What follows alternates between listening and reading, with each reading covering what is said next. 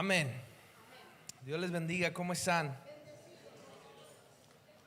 Aleluya. Voy a invitar a los niños, pasen a su lugar de clase, los adolescentes también.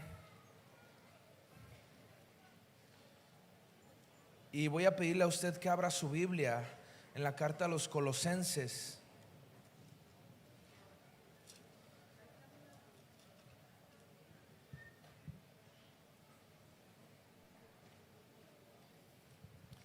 Carta a los Colosenses.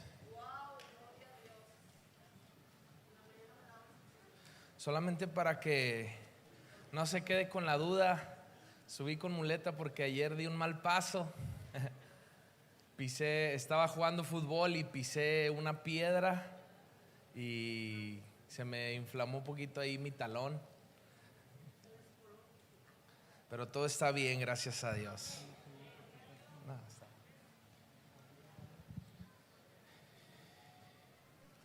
Colosenses capítulo 3. Vamos a hacer una oración antes de entrar a la palabra, pedirle al Espíritu Santo que nos revele su palabra. Señor, agradecemos este tiempo. Gracias por permitirnos, Señor, estudiar tu palabra. Gracias, Padre, por la oportunidad que tenemos de este lugar para leer, para entender, Señor, tu palabra. Y te pedimos que tu Espíritu Santo nos revele esa palabra, Señor, que pueda ser como alimento que nos nutre, que nos hace crecer y ser como Cristo. Padre, que esta palabra, Señor, pueda ayudarnos a ser hacedores y no solo oidores de ella, Padre, en el nombre de Cristo Jesús. Amén. Amén.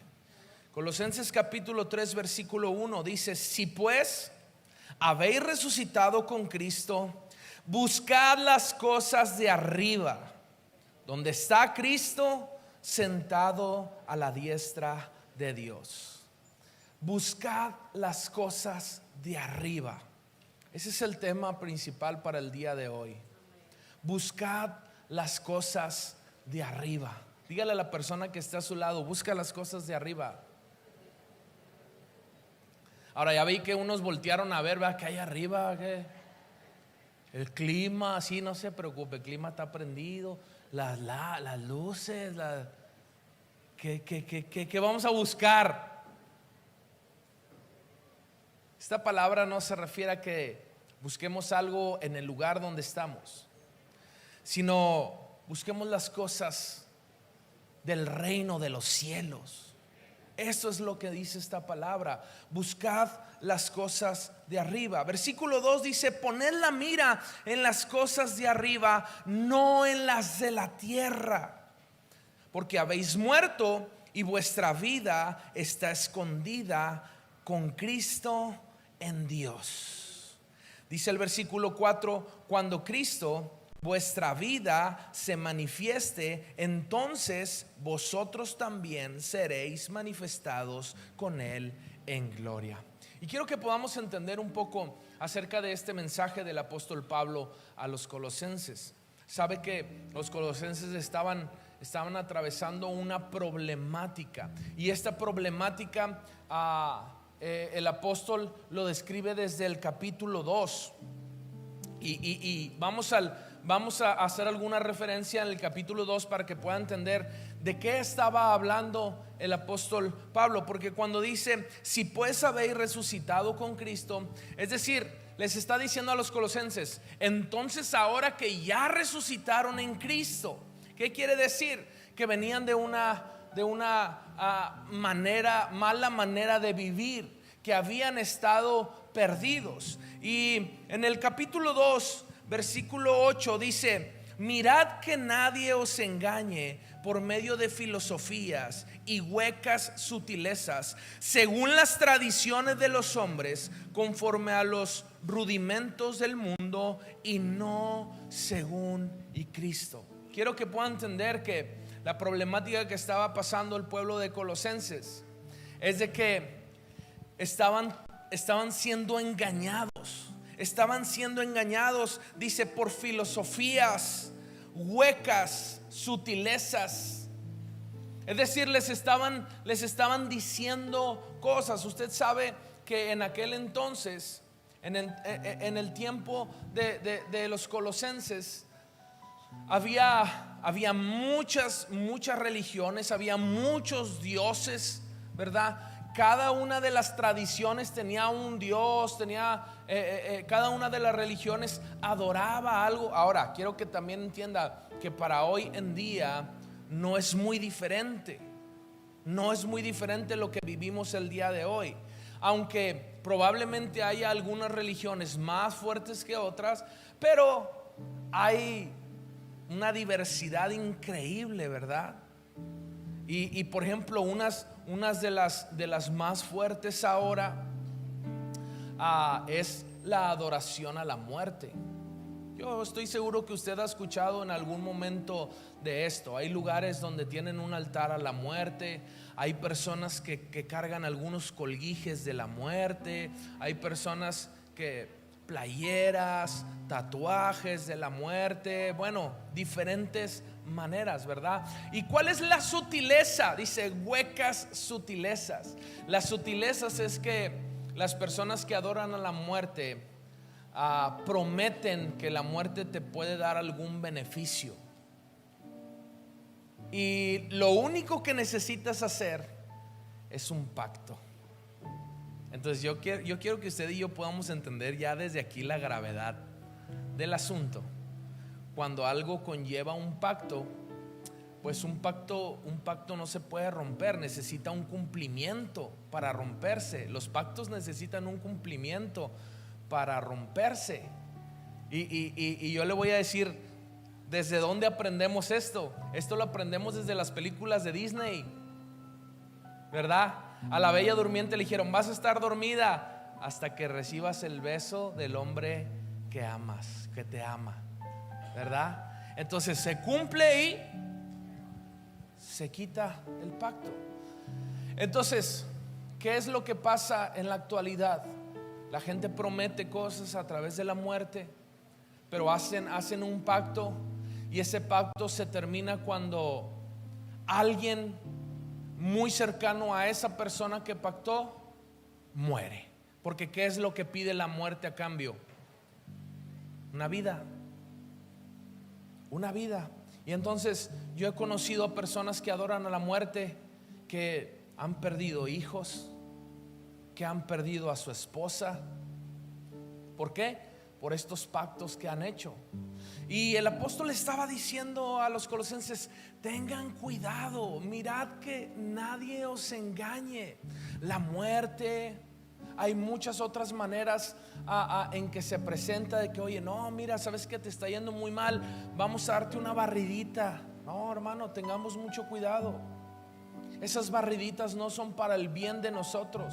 Esas barridas son para el bien de la persona que está haciendo el trabajo y nos está utilizando a nosotros como pacto. Si nosotros vamos, nosotros somos lo que ellos están pactando para el beneficio de ellos, y las consecuencias graves nos van a alcanzar a nosotros. Entonces dice: ten cuidado con todas esas filosofías. Ahora, le estoy hablando como de filosofías que van en contra de la palabra de Dios. Pero el día de hoy también hay ciertas filosofías que se desvían de la palabra de Dios. Y, por ejemplo, últimamente me he dado cuenta que hay una intención de ciertas personas por hacer creerle al pueblo de Dios que ya no hay milagros en nuestro tiempo. Y es una filosofía. Y es que los milagros de Dios ya terminaron. Hermano, tenga cuidado. Tenga cuidado, no crea esto. Dios sigue haciendo milagros. ¿Cuántos milagros de Dios hay aquí el día de hoy? Bastantes de nosotros somos milagros de Dios, y hemos recibido milagros de Dios. Mira, ahí está mi concuño Fernando atrás, que estuvo 19 días entubado. 19 días entubado. Y desde que entró, los doctores nos dijeron: se va a morir. Y nosotros dijimos: va a vivir. en el nombre de Jesús. 19 días, pasando los 15 días, los doctores debían haberlo desentubado. No sabían por qué no lo habían desentubado. Y ya nos habían comentado sobre que necesitaba otro tratamiento, ¿verdad? Que era una traqueotomía, creo se llama, que hacen. Pero gracias al poder sobrenatural de nuestro Dios, al momento que lo desentuban y solamente con unas puntillas nasales, su cuerpo empezó a responder de una obra milagrosa, de una manera milagrosa. Ese es nuestro Dios.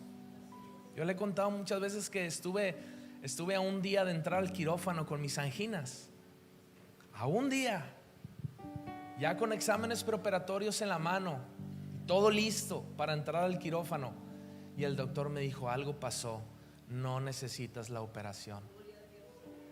Entonces, hermano, tengamos cuidado de que nuestro oído sea engañado, porque eso puede hacer menguar nuestra fe. Eso puede hacer menguar nuestra fe. Eso le está diciendo el apóstol a los colosenses: que nadie os engañe.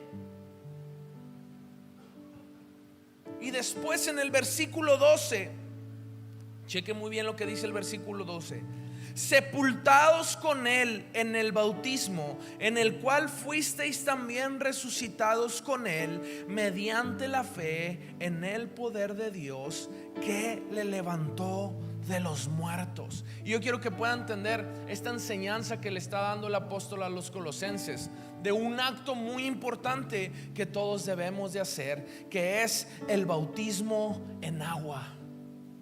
El bautismo en agua, de eso está hablando. Dice: fuisteis sepultados con él en el bautismo, en el cual fuisteis también resucitados con él. Es decir, el acto del bautismo, usted sabe que significa morir, ser completamente enterrados para resucitar ahora con Cristo. ¿Cuántos de aquí ya hemos sido bautizados en agua? Gloria a Dios. Para los que no han sido bautizados en agua todavía, la próxima oportunidad es el 1 de mayo, ¿verdad? 1 de mayo los bautizos, para que usted pueda tomar esta decisión y poder hacer lo que el apóstol dice: ser resucitado con Cristo. Así como Cristo resucitó, nosotros resucitaremos con él. Entonces sí, en el versículo 3 les dice: si pues habéis resucitado con Cristo, dice, busquen las cosas de arriba. No se pierdan buscando las cosas terrenales. No se pierdan buscando soluciones terrenales. Ay, es que estoy pasando este problema, estoy pasando esta situación. ¿Qué hago? ¿A quién tengo que acudir? ¿A quién tengo que visitar? ¿Qué tengo que pagar para que me den algo, para que se solucione mi problema? La palabra dice: busca las cosas de arriba. No busques en la tierra. Poned la mira en las cosas de arriba. A partir del versículo 5 nos dice lo que tenemos que hacer para que las cosas de arriba comiencen a funcionar en nuestra vida. ¿Cuántos de nosotros queremos que la gloria de Dios se manifieste en nuestras vidas? A ver, levante su mano con fe. Así con fe diga: yo deseo que la gloria de Dios se manifieste en mi vida, ¿verdad? En el nombre de Jesús. Bien, pues el apóstol da estas recomendaciones. La primera de ellas es el versículo 5. Otra vez más, Colosenses capítulo 3, versículo 5. Y dice: haced morir pues lo terrenal en vosotros. Y empieza a dar una lista: fornicación, impureza, pasiones desordenadas, malos deseos y avaricia, que es idolatría, cosas por las cuales la ira de Dios viene sobre los hijos de desobediencia, en las cuales vosotros también anduvisteis en otro tiempo, cuando vivíais en ella. Y quiero que pueda entender algo aquí. La semana pasada tuve la oportunidad de acompañar al pastor Aciel en una enseñanza con los jóvenes y veíamos este pasaje. Y el pastor Aciel hacía una pregunta muy interesante, porque aquí dice: haced morir. Y él le preguntó a los jóvenes: ¿a quién le corresponde hacer morir el pecado en nosotros? Y yo vi mucha duda, ¿verdad? Ahí. Y yo nomás veía que se veían unos a otros y como que, ¿qué decimos, verdad? Y yo creo que muchos tenían la duda y a veces estamos perdidos en este concepto de que le corresponde a Dios hacer morir el pecado en nosotros. Yo quiero aclararle algo. Este es un pensamiento incorrecto. Déjeme explicarle por qué. Jesús ya venció el pecado en la cruz del Calvario. A Él no le corresponde hacer morir algo que ya venció. El pecado, ¿en quién está? En mí. ¿A quién le corresponde hacer morir el pecado? A mí. Obviamente con la ayuda de Él, claro. Es como un hijo cuando no sabe hacer algo, va con papá y le dice: ¿cómo le puedo hacer? Y ahí está papá para ayudarnos. Fíjese, yo todavía a mis 30 y tantos años tengo que consultar a mi papá. Oye, papi, se me ocurrió hacer un agujero aquí. ¿Qué tipo de broca tengo que utilizar? Y ya me empieza a explicar mi papá: mira, hay unas brocas, ¿verdad? Para concreto, para metal, para madera. Y lo me dice: hay unas muy buenas que sirven para todo. Y ya yo estoy ahí escuchando, ¿verdad? Él no sabía que yo ya me había echado 2 brocas. Intentando por mí mismo solucionar las cosas sin saber. Y eso muchas veces nos pasa como cristianos.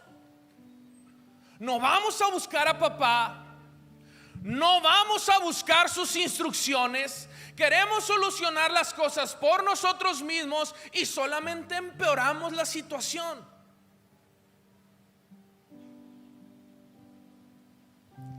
Dice: hagan morir pues lo terrenal en ustedes. Háganlo morir. Luchen contra eso que les está dañando. Luchen contra eso que los está haciendo caer, que los está haciendo pecar. Y ahora da una lista de problemas, de algunos problemas más fuertes que estaban pasando los colosenses, y los voy a repetir. Dice: hagan morir la fornicación, que la fornicación significan las relaciones sexuales ilícitas fuera del matrimonio. Dice: hagan morir la fornicación. Y también quiero aclarar otra cosa aquí, porque también el pastor Aciel le daba este consejo a los jóvenes, ¿verdad? Y le decía: es importante también a veces en temas tabú que es difícil tocar en un púlpito, en una plataforma, entendamos que el sexo es de Dios, pero dentro del matrimonio. Esto es lo correcto. Dios lo creó para que la pareja pueda disfrutar y para que la pareja pueda procrear. No es malo, pero es malo fuera del matrimonio. Esto es fornicación. Entonces, jóvenes, hermanos, dice la palabra: haced morir toda fornicación en vosotros. Yo quiero que, discúlpeme si de pronto usted cree que yo le estoy hablando muy fuerte, pues es que no soy yo, así lo dice la Biblia. Yo solamente se lo estoy recordando. No pretendo el día de hoy atacar personalmente a nadie, ni señalar, ni lastimarlos, hermanos. Ese no es mi intención. Solamente estoy diciéndole lo que dice la palabra. Hagan morir la fornicación. Dice: hagan morir también todas impurezas. todo lo que no le agrada a Dios, las pasiones desordenadas. Y en pasiones desordenadas hay otras pasiones aparte de las sexuales también, pasiones desordenadas, algo que te llama mucho la atención, algo que te atrapa mucho. Dice: hagan morir los malos deseos, hagan morir la avaricia, que es el amor por el dinero. Y la clase de esta semana en Casas de Bendición va a reforzar esta enseñanza de la avaricia. Dice: y la avaricia, que es idolatría, y son cosas por las cuales la ira de Dios viene sobre los hijos de desobediencia. La ira de Dios viene sobre los hijos de desobediencia. Ahora aquí solamente da estos pecados que estaban sufriendo hoy, pero yo hoy quiero decirle, yo no sé en qué pecado estés batallando, pero la palabra hoy nos pide: haced morir todos estos pecados. Haced morir lo terrenal en nosotros. Necesitamos vivir en santidad, hermano. Necesitamos vivir en santidad. ¿Sí se puede vivir en santidad? ¿Usted cree que se puede vivir en santidad? Claro que sí, pues Jesús fue nuestro primer modelo de esto. Dice la Biblia que aún siendo tentado en todo, no pecó. No pecó, fue tentado. Alguna vez me preguntaron: oye, ¿y tú crees que Jesús le haya tentado a alguna mujer? Y yo le digo: pues la Biblia dice que fue tentado en todo. Y yo me imagino que sí, Jesús tenía sus fans, ¿no? Claro, claro, obviamente. Dice la palabra, fue tentado en todo, pero no pecó. Y esto es algo que nosotros debemos de adoptar al ser como Cristo, que aunque seamos tentados, no pequemos. Luchemos y hagamos morir. Quiero que usted entienda que cuando el apóstol le dice hagan morir, quiere decir que tienes que tener una lucha para hacerlo morir. Y en esta lucha, dice la palabra: someteos pues a Dios, resistir al diablo, y el diablo huirá de vosotros. ¿Sabe? Necesitamos llegar a este nivel de santidad, que el diablo se dé cuenta que no puede con nosotros y que no insista más. Que no insista más, que diga: yo no puedo con este hermano, yo no puedo con esta hermana, ya lo intenté por aquí, por allá, y no peca. Necesitamos llegar a este nivel de santidad. Y si usted se ha preguntado: ay, ¿por qué siempre soy tentado? Y si siempre es tentado, es porque siempre cae. Porque el día que usted venza la tentación, esa tentación se va a ir en el nombre de Jesús. Haced morir. Ahora habla de pecados de acción primeramente. En el versículo 8 dice: pero ahora dejad también todas estas cosas. Y luego dice: ira, enojo, malicia, blasfemia, palabras deshonestas de vuestra boca. No mintáis los unos a los otros, habiéndoos despojado del viejo hombre hasta el conocimiento pleno, donde no hay griego ni judío, circuncisión ni incircuncisión, bárbaro ni escrita, siervo ni libre, sino que Cristo es el todo y en todos. Primero nos habla de pecados que nosotros hacemos, pero después dice también lo que hay dentro de nosotros, lo que sufre nuestra alma, lo que sufre nuestro espíritu. Y dice: dejad ira, enojo, malicia, blasfemia, palabras deshonestas. Todo esto dejadlo. ¿Y sabe por qué? Porque todas estas cosas suceden cuando nuestra mirada no está en el cielo, cuando nuestra mirada está en la tierra.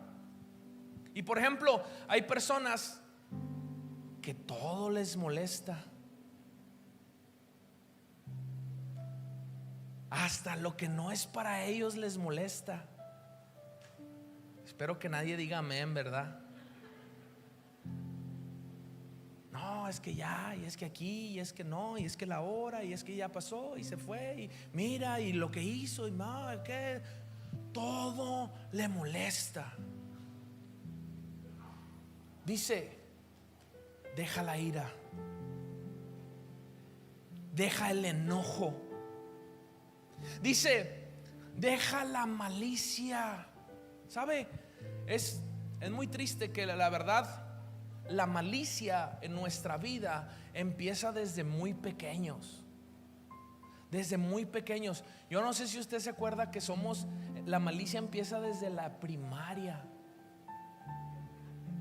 A veces desde el kinder, ¿va? De repente a mí me toca ir por Samuel. Samuel está en primero de kinder. Tiene 3 años, va a cumplir 4. Y siempre llego y pregunto, ¿cómo te fue? Y me sorprendió mucho que la semana pasada me dijo, mi amiguita tal me empujó. Me sorprende mucho porque Samuel es un poco introvertido. No es de mucho guato en el salón y de andar parado. De hecho, la maestra siempre me dice, cuando voy por él, dice, es el único que se queda sentado en su lugar hasta que le nombro su nombre. Es el único que está sentado en su lugar hasta que dice, Samuel, vinieron por ti. Se para y viene. Y me sorprendió mucho. Pero sabe, nuestra malicia empieza desde ahí. Aprendemos a ser malos. Lo voy a empujar para que se caiga. Le voy a decir tal cosa para que se burlen de él. No se diga en la secundaria, ¿verdad? Cuando ya está el bullying así más fuerte, que nada más andamos buscando. Nada más estamos buscando cualquier errorcito, ¿verdad? Para echarle, para decirle. ¿Y sabe qué? Esto es malicia. Ahora, crecemos y eso no se quita. Hay vecinos, ¿verdad? Que están barriendo la calle. No, este es del vecino de allá. ¡Fium! Estas hojas son del árbol de allá. ¡Fium! ¿Qué significa eso? Malicia. Malicia. A veces palabras. Ojalá y se le ponche la llanta por maldoso, porque no me dejó pasar. Hermano, es malicia. Y la Biblia dice, despójate de todo esto. Déjalo. Deja la blasfemia. Deja la blasfemia, decir cosas en el nombre del Señor.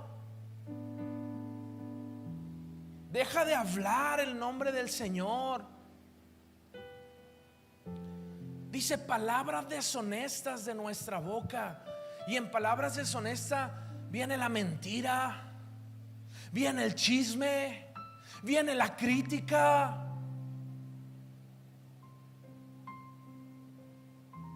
Dice la palabra, deja todo esto ya. A mí me gustaría agregarle ahí, ¿verdad? Si yo hubiera escrito esta carta y decir, ya, ¿cuántos años tienes en la iglesia y no has podido dejar estas cosas? Sigues batallando con lo mismo. Sigues batallando con la mentira, con el chisme, con la idolatría. Sigues batallando con la crítica.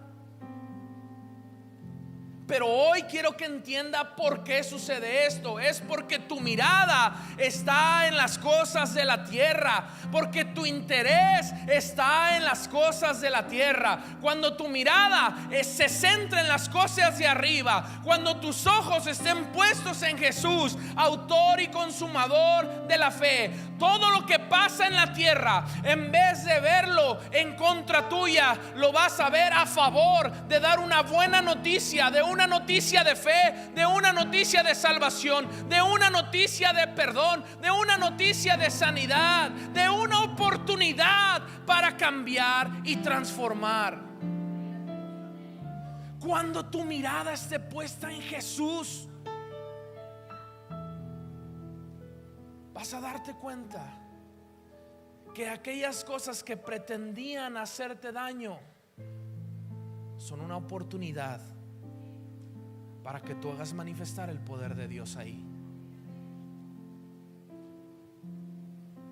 Hagan morir todo esto, dice, y revestidos del nuevo hombre, el cual conforme a la imagen del que lo creó se va renovando hasta el conocimiento pleno.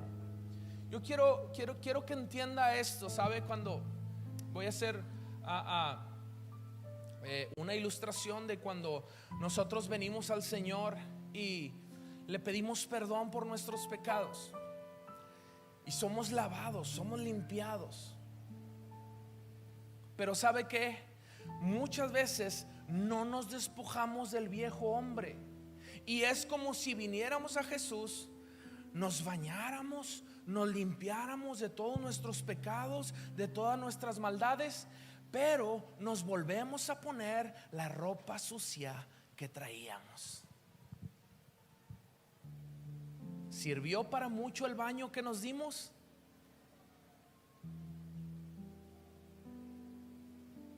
No, porque no te despojaste del viejo hombre, solamente quisiste limpiarte, pero no te despojaste del viejo hombre. Por eso dice ahora, revestidos del nuevo. Y yo quiero que usted pueda entender que el Señor nos da nuevas vestiduras. Y el Señor puede quitar de nosotros todo esto que nos acompaña en nuestra vestimenta, la ira, el enojo. Y estas nuevas vestiduras vienen con fruto del Espíritu: amor, gozo, paz, paciencia, benignidad, bondad, fe, mansedumbre, templanza. Pero dice, revístanse del nuevo hombre. No sigas en lo mismo. No te vuelvas. Yo no sé si usted ha batallado algunas veces con sus hijos. A mí me pasa, ¿verdad? Por ejemplo, a veces David lo metemos a bañar y a veces pregunta, ¿por qué me tengo que bañar hoy? Pues porque todos los días nos tenemos que bañar, hijito, ¿verdad? Y bueno, se mete a bañar, pero de pronto lo vemos regresar y lo vemos con los mismos calcetines que traía ayer. Y pues para un niño a lo mejor es, pues ¿qué tiene? Pues yo también fui niño y yo también usaba los mismos calcetines, ¿verdad? 2, 3, 4 días, una semana. Tan bien duros los calcetines. Es testimonio. ¿Verdad? Entonces, necesitas despojarte de aquello que está sucio, que te está contaminando.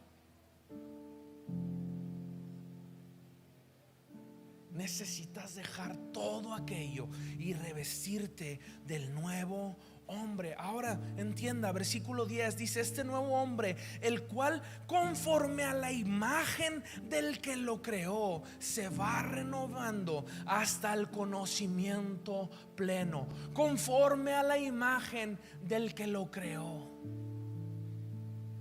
conforme a la imagen de Cristo. Juan empieza diciendo, ¿verdad? En el principio era el verbo, y el verbo era con Dios, y el verbo era Dios. Y quiere decir que el verbo, hablando de Jesucristo, estuvo en la creación y que nosotros fuimos creados por Él. Por eso está diciendo que vamos a ser renovados conforme a la imagen del que nos creó. Ahora nos habla de un proceso. Dice que se va renovando hasta el conocimiento pleno. Es decir, no vamos a ser perfectos de la noche a la mañana, pero si estamos revestidos del nuevo hombre, dice, te va renovando hasta tener un conocimiento pleno, hasta que puedas conocer y entender a Jesús. Solamente revestido del nuevo hombre. Y después empieza a decir otra problemática que había entre los colosenses. diciendo donde no hay griego ni judío, circuncisión ni incircuncisión, bárbaro ni escrita, siervo ni libre, sino que Cristo es el todo y en todos. Porque los colosenses estaban en esta problemática de: es que solo para los judíos, no, es que también es para los griegos, no, es que tú estás circuncidado y tú no estás circuncidado. Y Jesús, por favor, entiendan, van a ser renovados hasta un conocimiento pleno, y que nosotros podamos entender, a nosotros no nos corresponde decir: tú sí puedes venir al cielo, tú no, tú sí, tú no, porque tú eres esto, porque tú eres lo otro. Eso no nos corresponde a nosotros. Este trabajo es de Cristo. Y la palabra dice muy, muy claramente, dice: para que ninguno se pierda. Ninguno, ese es el deseo de Jesucristo, que ninguno se pierda, sino todos lleguen al arrepentimiento. Vestíos pues como escogidos de Dios, santos y amados, de entrañable misericordia, de benignidad, de humildad, de mansedumbre, de paciencia, soportándonos unos a otros y perdonándoos unos a otros, si alguno tuviere queja contra otro. De la manera que Cristo os perdonó, así también hacedlo vosotros. Si usted quería una medida, tiene la mejor medida. No, pastor, es que yo no lo puedo perdonar porque mire lo que me hizo. Entonces yo te preguntaría: ¿entonces Cristo no te puede perdonar? No, es que Cristo sí me perdona todo. Entonces tú debes de aprender a perdonar todo. Dice: aprendan a perdonar de la manera que Cristo los ha perdonado a ustedes. Pero es que me ha hecho tanto daño. ¿Y tú no le has hecho daño a Jesús? ¿Tú no le has hecho daño a Jesús con tu vana manera de vivir? Y aún así Él te ha perdonado.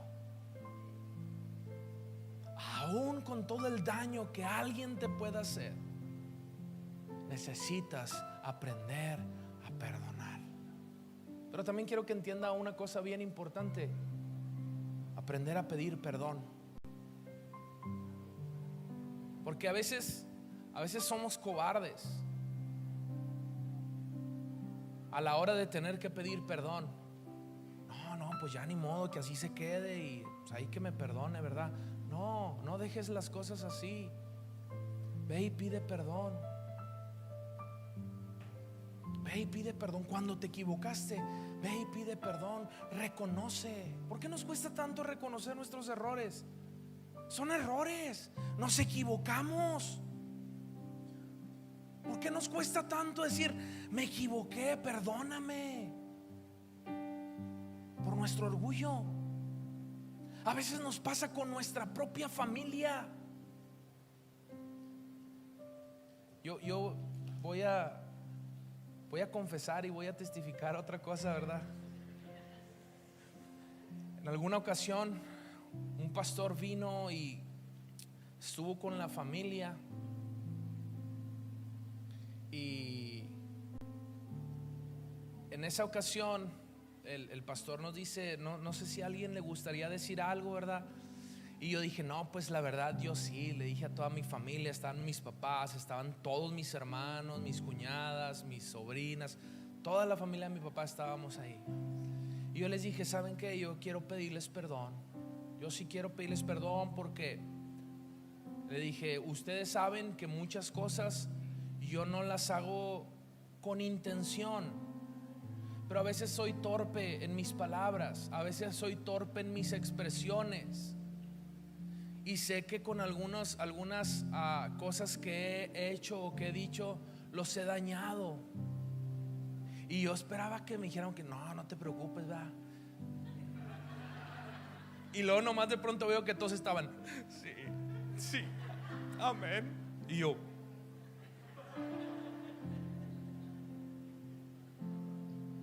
a veces no entendemos la necesidad de pedir perdón. Yo en ese momento dije, pues yo pensé que no había dañado mucho. O sea, yo nomás lo decía por si los dañé, ¿verdad? Dijo una hermana en el encuentro, por si sí o por si no. ¿Verdad? Y me di cuenta que ellos necesitaban que yo les pidiera perdón. Y me di cuenta que yo necesitaba ser perdonado de cosas que incluso no me había dado cuenta. Pero ¿por qué nos cuesta tanto reconocer? ¿Por qué nos cuesta tanto pedir perdón, perdonar? Si nosotros tuviéramos los ojos en las cosas de arriba y entendiéramos cómo Jesús nos ha perdonado nuestras faltas, nuestros errores, nuestros pecados, no batallaríamos absolutamente nada para perdonar a los que nos han fallado aquí en la tierra.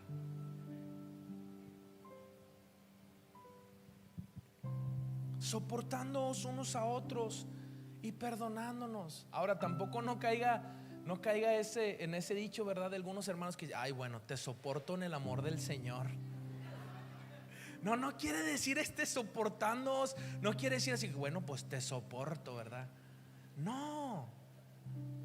Habla de que en realidad nosotros podamos ser el soporte para otro, que podamos estar ahí para soportarlo. Uy, hermano, me di cuenta que estás por caer, me di cuenta que estás en tristeza, me di cuenta que estás pasando este valle de lágrimas, me di cuenta que estás pasando por este desierto. No te preocupes, aquí estoy soportándote. No te soporto porque pues ya la Biblia me dice que te soporte. No es esa definición. Entendámoslo. Perdonándonos unos a otros. Somos un cuerpo en Cristo. Somos una familia. Y qué tristeza es ver a una familia desunida. Qué triste es esto. Qué triste es ver que las familias, que hay hogares en donde las familias, los hijos llegan y no se hablan con los papás. Entre hermanos a veces no se hablan. Qué triste es ver una iglesia donde hay hermanos que no se hablan, donde hay hermanos que tienen algo ahí guardado en el corazón porque alguna vez me la hizo, o no reconocer lo que han hecho también, sus fallas.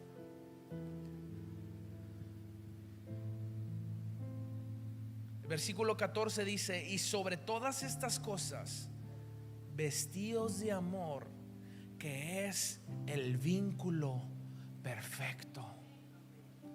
Vestidos de amor. La semana pasada aprendimos en las casas de bendición, ¿verdad?, que el amor debe reinar en nuestros hogares. Que vimos el amor como el motor de nuestro hogar, y que el amor tiene ciertas características, ciertas cualidades. Dice: el amor todo lo soporta, el amor todo lo cree, el amor todo lo espera. Dice esta palabra, pues, vístanse de amor, el cual es el vínculo perfecto. Y la paz de Dios gobierna en vuestros corazones, a la que asimismo fuisteis llamados en un solo cuerpo, y sed agradecidos. Sé agradecido. ¿Cuántos de aquí? Bueno, mejor no. Pero ¿a cuántos nos cuesta ser agradecidos? Por ejemplo, hay padres que mandan a sus hijos a la tienda, ¿verdad? Y a veces el hijo pregunta: ¿por qué yo? ¿Por qué eres mi hijo? Pues soy tu hijo, pues no soy tu mandadero, ¿verdad? Bien diferente a que el hijo regrese de la tienda y diga: hijo, muchas gracias. Gracias por ayudarme, hijo. A mí me ha sorprendido que de pronto David se pone a lavar las vasijas en la casa y mi esposa llega: ay, gracias, David, y lo abraza, ¿verdad? Y David viene y también me abraza a mí. Y a veces le pregunto: ¿por qué lo hiciste, hijo? Y yo a lo mejor pensando que me va a decir: pues a ver si me das dinero, ¿verdad? Porque yo de niño yo le decía a mi papá: dame dinero, ¿verdad? Pues lava las vasijas. Oh, sí, lavar las vasijas, ¿verdad? Para que me diera 10 pesos. Y David me dice: porque los quiero mucho. Vístanse de amor. Hagan las cosas por amor. Vecina, ¿por qué me barriste la calle? Porque te quiero mucho. Imagínese el poder de estos actos de amor.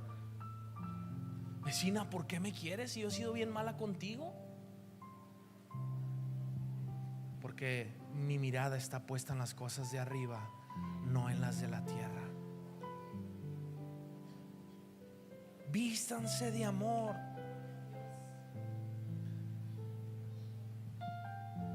Dice: la palabra de Cristo more en abundancia en vosotros, enseñándoos y exhortándoos unos a otros en toda sabiduría, cantando con gracia en vuestros corazones al Señor con salmos e himnos y cánticos espirituales. Hermano, esta semana pasamos una semana de mucha bendición en el ayuno, en oración. Y la verdad, yo quiero decirle que yo me sentí muy fortalecido espiritualmente, ¿verdad? Porque mi esposa y yo decidimos: oye,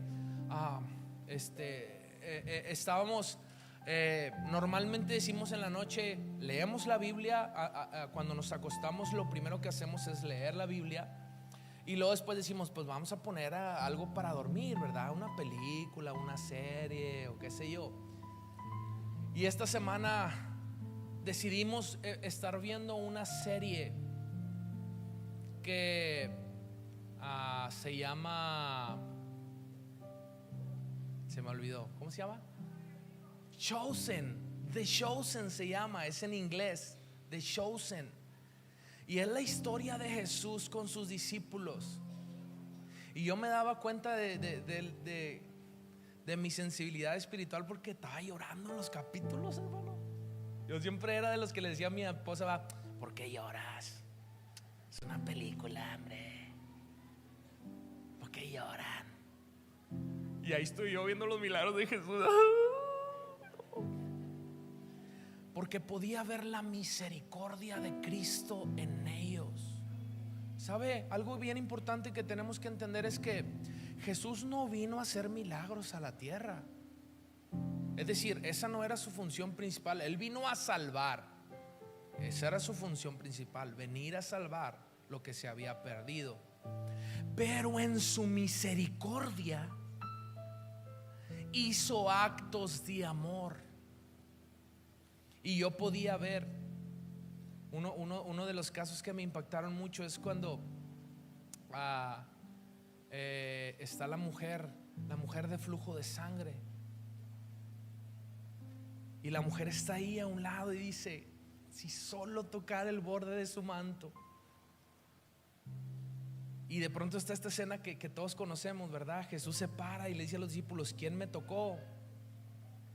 Pedro le dice: maestro, estás viendo que todos te están empujando y preguntas quién te tocó. Y él dice: no, poder ha salido de mí. Entonces Jesús pregunta: ¿quién me tocó? Y esta mujer le dice: yo fui. Y él voltea con esos ojos de misericordia y le dice: tu fe te ha salvado. Recibiste un beneficio a través del amor. Fue sana. Pero lo más importante, Jesús le dio salvación. Usted y yo necesitamos entender esto. Hay mucha gente que solo quiere el beneficio de la sanidad. Vienen, son sanos y se van. Pero aún más importante que la sanidad está la salvación. Y necesitamos preocuparnos por esa salvación. ¿Y cómo va a venir la salvación? A través de la palabra de Cristo. Por eso dice: la palabra de Cristo mora en abundancia en vosotros. Mora en abundancia la palabra de Cristo, enseñándonos, exhortándonos unos a otros con sabiduría. La palabra necesita estar en nuestra boca. Cuando oremos, necesitamos orar la palabra. En alguna ocasión, en uno de esos capacitación que tenemos como pastores, tenemos una capacitación mensual. Y en una ocasión que hablaron de milagros, le preguntaron a nuestro presidente de Centros de Fe: ¿cómo es la oración correcta para orar por los enfermos? Y el pastor decía: es difícil a la luz de la Biblia como decir, estas son las palabras exactas que tienes que decir. Dice: pero el consejo que yo les doy es que siempre acudan al poder de la palabra, lo que está escrito. Entonces decía el pastor Noé: yo oro como dice la Biblia. Entonces cuando él ora, dice como dice la palabra: y pondrán las manos sobre los enfermos y sanarán. ¿Qué es lo que está obrando ahí? La palabra, el poder de la palabra. Así como Jesús hizo con tal persona, haga contigo. Está orando la palabra escrita. Pero cuando no sabemos nada de Biblia, ¿qué vamos a orar? No podemos orar Filipenses 4:13 para todo. No es para todo. Por eso necesitamos estudiar la palabra. Y dice que la palabra de Dios more en abundancia en nosotros. Estudie la palabra de Dios, lea la palabra de Dios. Y todo lo que hacéis, sea de palabra o de hecho, hacedlo todo en el nombre del Señor Jesús, dando gracias a Dios Padre por medio de Él. Todo lo que hagas, hazlo en el nombre de Jesús. Pero hoy quiero que pueda entender que necesita cambiar el enfoque de su mirada. Muchas veces su mirada está sobre el problema. Es que mira, aquí tengo el problema, aquí tengo esta situación. ¿No lo ves? Pues no tienes que ver esto. Pon tu mirada en Cristo. Y en vez de decir aquí tengo el problema, tienes que aprender a decir aquí tengo la solución. En mi Cristo tengo la solución. Porque si aquí hay una enfermedad, Él ya llevó las enfermedades. Porque si aquí hay culpa, hay deuda, Él ya pagó mi culpa, Él ya pagó mi deuda. Poned la mira en las cosas de arriba, no en las de la tierra. Y dejemos de hacer todo lo que no le agrada al Señor. Hagamos morir todas estas cosas que no le agradan al Señor. Voy a invitarlo a que se ponga de pie. Y esto es lo primero que quiero pedirle que hagamos. Pidámosle al Señor que nos ayude a hacer morir todas las cosas que no le agradan. Hermano, hoy quiero que sea muy honesto y que le pueda decir al Señor: Padre, mencionamos el chisme, la crítica, todo esto. O si es la fornicación, si son los deseos, si es la malicia en su corazón, si sigue batallando con algún vicio, si sigue batallando con algún problema, con alguna cadena, con alguna atadura que usted no puede renunciar a eso. Sea honesto hoy con el Señor y dígale: ayúdame, Señor, a hacer morir esto en mí. Cierre sus ojos y levante su oración con fe, pidiéndole esto al Señor. Padre, en el nombre de Cristo Jesús, Señor, queremos pedirte que nos ayudes. Ayúdanos, Señor, a hacer morir todo lo malo en nosotros. Padre, confesamos que somos pecadores. Confesamos, Señor, que nos equivocamos. Confesamos, Señor, que hemos pecado delante de ti. Pero hoy te pedimos, perdónanos. Vamos, dígale: perdóname, Señor, perdona mis pecados. Dígale: perdóname, Señor, mis culpas. Perdona la maldad de mi corazón. Dígale: perdona mis malos deseos. Perdona, Señor, aún mis malos pensamientos.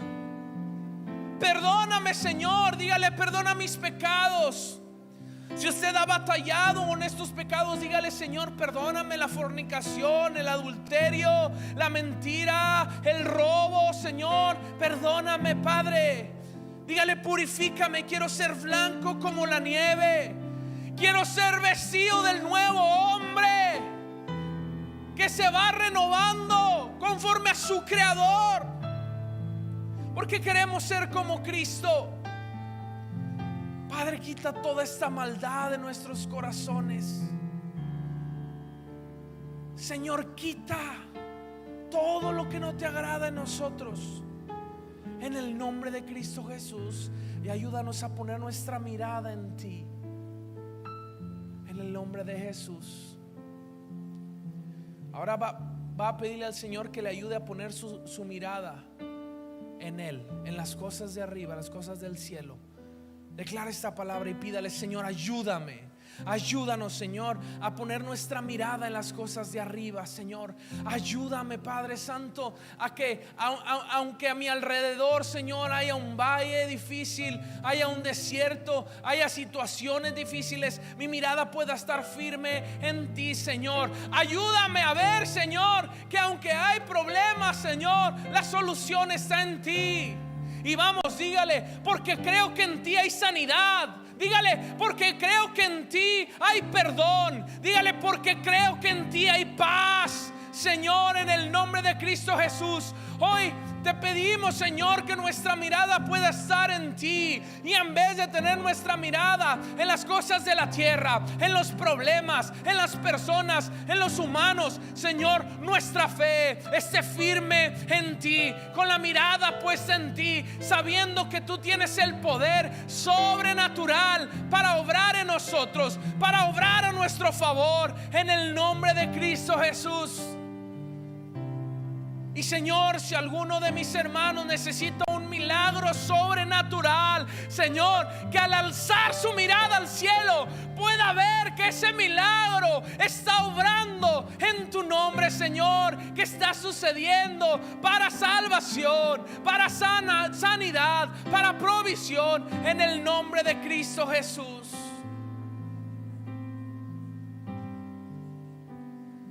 Voy a pedirle que pida salvación al Señor por su familia. Pídale al Señor salvación por su familia.